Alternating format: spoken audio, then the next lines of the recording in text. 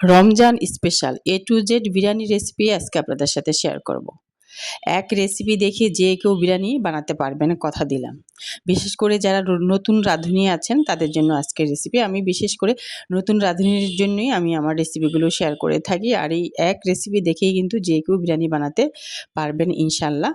তো রমজান স্পেশাল কিভাবে বিরিয়ানি আমি বানাবো সেটাই শেয়ার করব এখন, আর কথা বাড়াবো না। তো প্রথমেই আমি চুলায় একটি ফ্রাই প্যান বসিয়ে এখানে আমি পেঁয়াজ কুচি দিয়ে দিলাম ১ কাপ পরিমাণ, এবং সেই সাথে এখন দিয়ে দিচ্ছি ১ কাপ পৌনে ১ কাপ পরিমাণ আরকি তেল, রান্নার রেগুলার সয়াবিন তেল দিয়ে দিলাম। তো দিয়ে এখন দিয়ে দিচ্ছি গরম মসলা, এখানে ৪ থেকে ৫ টি এলাচ, ৪ থেকে ৫ টি লবঙ্গ এবং দারুচিনি, ৪-৫ টা লম্বা ১ ইঞ্চি টাইপের দিয়ে দিলাম, তেজপাতা ৩ টা দিয়ে দিলাম। দিয়ে এখন আমি যেটা করব, এই পেঁয়াজগুলোকে প্রথমে নেড়েচেড়ে একটু বেরেস্তা টাইপের, যাতে কালারটা চলে আসে এবং বেরেস্তা টাইপের হয় সেই পর্যন্ত ভেজে নেব। তো এটা একটু মাথায় রাখবেন, এই পেঁয়াজটা যাতে বেরেস্তা টাইপের হয়ে যায়, তাহলে কিন্তু সেই বিরিয়ানিটা কিন্তু খুবই সুস্বাদু হয়। তো প্রথমে আমরা এরকম সরাসরি রান্নাটা না করে পেঁয়াজ বেরেস্তাটা করে নিব। আর যদি আপনি এই পেঁয়াজ বেরেস্তা করে উঠাতে চান তাহলে গরম মসলাটা প্রথমে স্কিপ করবেন, পরে দিবেন। আমি যেহেতু এই সম্পূর্ণ পেঁয়াজ বেরেস্তার উপরই রান্নাটা করব, এজন্য গরম মসলাটা আমি সাথে সাথেই দিয়ে ফেলেছি।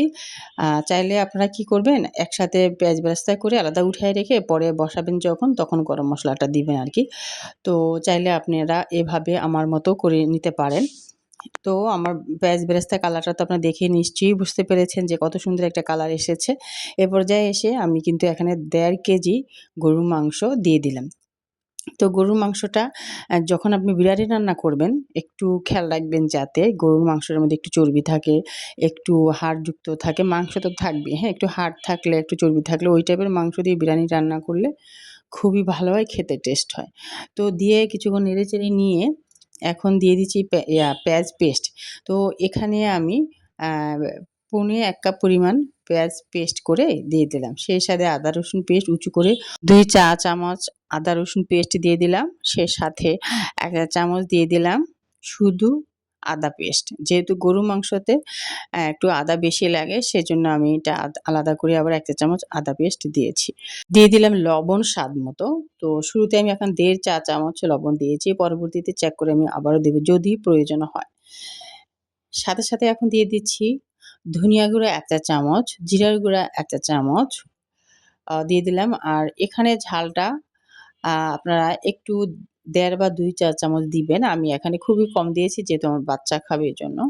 আর সাথে, সাথে আমি এখন দিয়ে দিচ্ছি একটা প্যাকেট বিরিয়ানি মসলার ১ প্যাকেট পুরোটাই আমি এখানে দিয়ে দিচ্ছি।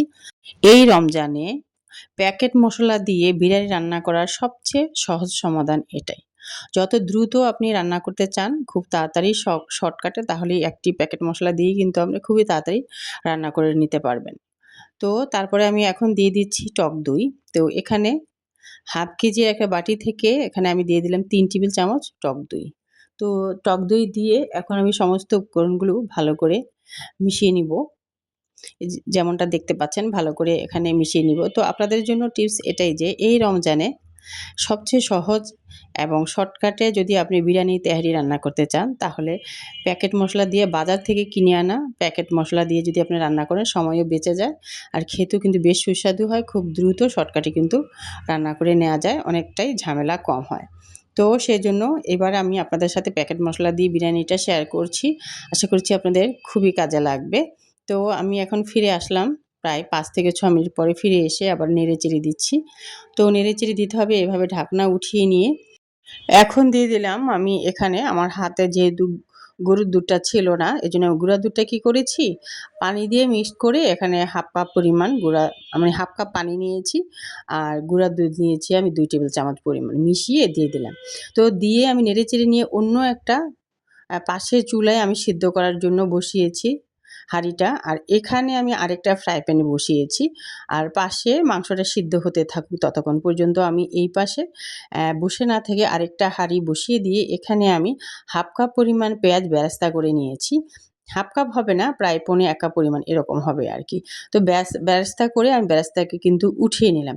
আপনারা চাইলে এখানে আপনাদের জন্য একটা টিপস, আপনারা চাইলে শুরুতে যে আমি পেঁয়াজ বেরেস্তা করেছিলাম না? তো তখন কিন্তু আপনারা বেশি করে একটু পেঁয়াজ বেরেস্তা করে উঠিয়ে রাখলেই এখন এই কাজটা করার কোনো প্রয়োজন হতো না। যেহেতু আমি শুরুতে করি নাই, তাই আমি এখন বেরেস্তা করে পেঁয়াজ বেরেস্তাটাকে উঠিয়ে রেখেছি। আর সেই সাথে এখানে আমি 4-5 টা আলু যেভাবে আমরা মাংসের জন্য কাটি, হ্যাঁ? আবার বিরিয়ানির জন্য কাটি ওরকম করে কেটে এখানে হালকা করে একটু ভেজে নিয়েছি। সামান্য হলুদ এবং হলুদ দিতে হবে না, যেহেতু আমি বিরিয়ানিতে দিব। পরিমাণমতো লবণ দিয়ে মেখে নিয়ে আমি কিন্তু ভেজে হালকা করে উঠিয়ে নিলাম। আর এখন আমি যেইটা করলাম, একই তেলের মধ্যে এখানে আমি 1 টেবিল চামচ কি করেছি, সাথে ঘি অ্যাড করেছি। ঘি দিয়ে এরপরে আমি এই তেল এবং ঘিয়ের মধ্যে আগে থেকেই ভিজিয়ে রেখেছিলাম, 30 মিনিট আমি ভিজিয়ে রেখেছিলাম চালটা। এখানে চিনি গুঁড়া চাল আমি ব্যবহার করেছি। ভিজিয়ে রেখে ধুয়ে সেই চালটাকে কিন্তু আমি এখন দিয়ে নেড়েচেড়ে নিচ্ছি। তো এখানে আরেকটা টিপস আপনাদের জন্য, বিরিয়ানি রান্না করার সময় যদি আপনারা চালটা ভিজিয়ে রাখেন 30 মিনিট, এরপরে যদি আপনি রান্না করেন তাহলে সেইটা কি হবে, চালটা ভাতটা কিন্তু ঝরঝরা হবে এবং তাড়াতাড়ি কিন্তু সেদ্ধ হবে, হ্যাঁ? এই টিপসটা একটু মনে রাখার ট্রাই করবেন। কিছুক্ষণ নেড়েচেড়ে নিয়ে এখানে আরও একটা টিপস, যেহেতু আমি এখানে পোলাও রান্না করব না, বিরিয়ানি। সো এখানে কিন্তু বেশি নাড়াচাড়া করার কোনো দরকার নেই। কিছুক্ষণ একটু আলতো হাতে নেড়েচেড়ে নিয়েই এখানে পানি দিতে হবে। তো এখানে আমি চাল দিয়েছি 1 কেজি, তো 1 কেজি চালের জন্য আমি কিন্তু পানি ব্যবহার করেছি, গরম পানি এখানে 1.5 লিটার। একটু মাপটা খেয়াল রাখবেন। তো 1.5 লিটার পানি দিলে ব্যাপারটা হবে কি, বিরিয়ানিটা হালকা একটু জুসি টাইপের হবে। যদি আপনারা আরও ড্রাই বা খুবই ঝরঝরা চান, সেক্ষেত্রে কিন্তু আপনি আরও 1 কাপ পরিমাণ পানি কম দিতে পারেন। যাই হোক, দিয়ে এখন আমি কি করেছি, এখানে আমি বাদাম পেস্ট করে রেখেছিলাম সেটা দিয়েছি। কী বাদাম দিয়েছি এখানে, কাজু বাদাম, পেস্তা বাদাম এবং কাঠবাদামি। এখানে আমি কাঠবাদাম দিয়েছি 5-6 টা, কাজু বাদাম দিয়েছি 5-6 টা, চীনা বাদাম দিয়েছি, পেস্তা বাদাম দিয়েছি 5-6 টা। তো এগুলোকে ভালো করে পেস্ট করে এখন দিয়ে দিলাম। নেড়েচেড়ে নিয়ে যখন এই ভাতটার পানিটা একটু ফুটে আসছে, হ্যাঁ? প্রায় 5-6 মিনিট আমি কিন্তু রেখেছিলাম এবং যখনই ফুটে আসলো তখন কিন্তু আমি বেশি একটা ওয়েট করিনি। আমি সাথে, সাথে মাংসটা দিয়ে দিয়েছি। কারণ আমার কাছে মনে হয়েছে মাংসটা যদি আমি একটু আগে দেই তাহলে আরও একটু বেশি মাংসটা সিদ্ধ হবে। আপনারা যদি মাংসটা একবারে পারফেক্ট সিদ্ধ করে দেন, সেক্ষেত্রে যেটা করতে হবে আপনাদের, এই চালটাকে একটুখানি ঢেকে যখন একটু 70% ফুটে আসবে তখন আপনি মাংসটা ছেড়ে দেবেন। যেহেতু আমার মাংসটা একটুখানি শক্ত আছে, তাই আমি ভাতটা বেশি একটা সিদ্ধ না করেই দিয়ে দিলাম। দিয়ে নেড়েচেড়ে নিয়ে যেটা করেছি, 1 টেবিল চামচ পরিমাণ ঘি দিয়েছি। সেই সাথে ওই যে পেঁয়াজ বেরেস্তা করে রেখেছিলাম, তো বেরেস্তার সাথে 1 চা চামচ চিনি দিয়ে, 1 চা চামচ হবে না পরিমাণটা, 1.5 চা চামচ হবে। তো যে 1.5 চা চামচ চিনি দিয়ে মিশিয়ে নিলাম। মিশিয়ে নিয়ে এখন আমি এই যে বিরিয়ানির মধ্যে দিয়ে দিলাম। তো দিয়ে আমি এখন লবণটা একটু চেক করে নিচ্ছি যে লবণটা মনে হয় আমার একটু লাগবে আর কি। তো এরকম চেক করে নিয়ে আর যদি আপনি রান্না করেন, আপনার রান্নাটা কিন্তু মাশাআল্লাহ সবার থেকে সেরা হবে। আমরা যারাই রাঁধুনি আছি না কেন, অবশ্যই আমরা একবারে দেওয়ার ট্রাই করব না। আমরা পরে চেক করে আবার দিব। এটাই হচ্ছে মানে আমার রুলস হচ্ছে এটা। আমি আবার পরবর্তীতে একটু চেক করে নিই।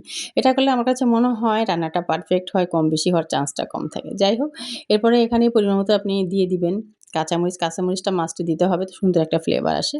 তো তারপরেই দিয়ে দিতে হবে আলু, আগে থেকে ভেজে রাখা আলুটাও দিয়ে দিতে হবে। তো দিয়ে ভালো করে আলুটাকে একটু ভিতরে দেওয়ার ট্রাই করতে হবে যাতে আলুটা সেদ্ধ হয়।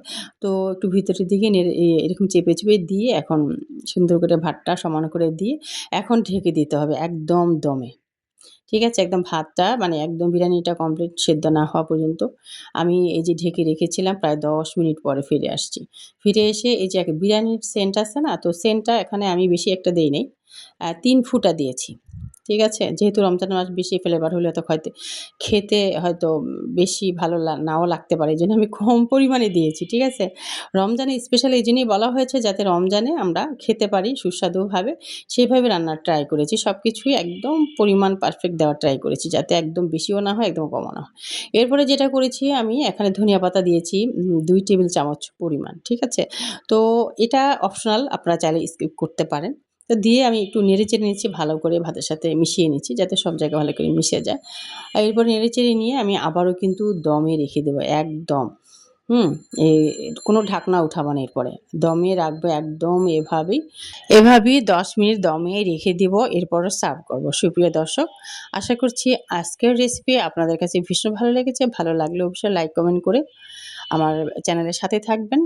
যদি নতুন হয়ে থাকেন সাবস্ক্রাইব পাশে থাকা অল বাটনে ক্লিক করে আমার চ্যানেলের সাথে থেকে যেতে পারেন যদি ভালো লাগে। আর কেমন হলো আজকের রেসিপি কমেন্ট করে জানাতে ভুলবেন না। পরবর্তী রেসিপিতে কথা হবে। ভালো থাকবেন সবাই। সবাইকে রমজান মোবারক।